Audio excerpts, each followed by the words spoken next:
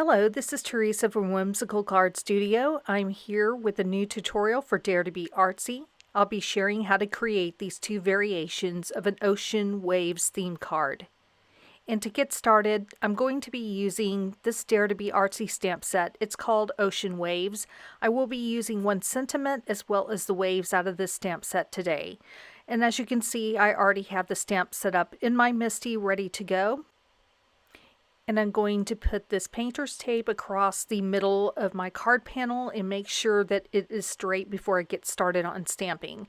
Now you may notice I'm not using white. I'm actually using a very light value gray cardstock. I believe it's called Fog. And the reason that I made that choice is I thought this looked better than stamping this color, the waves color, on white. Again, that's just a personal preference. I placed the stamp so that I would be able to flip it over and stamp on the other side without having to reposition the stamp. And by the way, the ink color I'm using is Dare to be Artsy's Paradise, which is a beautiful little turquoise color. And I'm peeling back the painter's tape just to show you where I will be stamping the sentiment eventually. So leaving the painter's tape in place, I'm using a makeup brush, and this gives a very soft result when you use it to ink blend, and I'm not going to be particularly careful about trying to stay exactly in the lines. I'm just going to kind of concentrate on building up color across the stamped area, and if some of it ends up outside the lines, that's just fine with me. Because it's a very soft result, you may have to go over it a few times to blend it to the intensity of color that you desire, so you'll see that I actually go back over it a few times until I've built up the color to where I like it. And now that I'm finished up with this step, I'm going to add some ink around the edges of my card panel just so that there's a little bit of contrast around the edges. And then I decided to go back in with a brush and blend in a little more color from the edges towards the waves. And now I'm stamping the sentiment in the center of my card panel, and this time I'm using Versamar ink because I'm going to use embossing powder on the sentiment.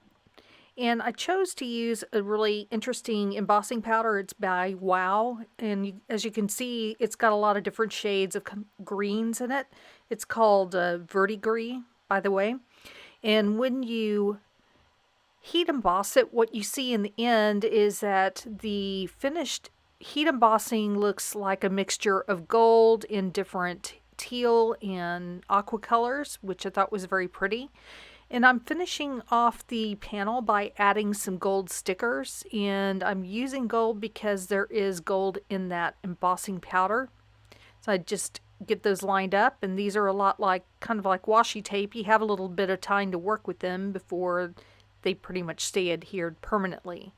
So I decided to do the same basic thing again, but this time I didn't use the green ink to stamp it. I used Versamark, and then I'm using that same Wow embossing powder all over the panel, and I heat emboss that, and then I'm going to ink up the panel exactly the same way as I did with the previous one. So there's really nothing new to see here. I'm just doing the exact same color blending technique that I did before onto the panel on both sides.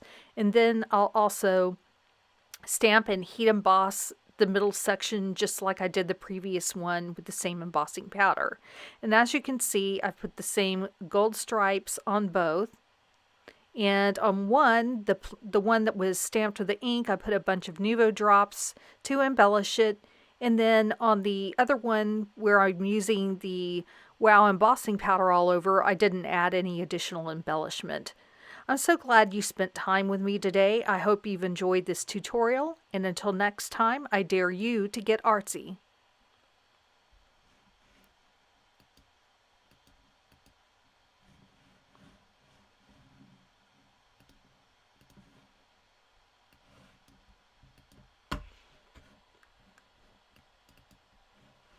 Okay, what the heck?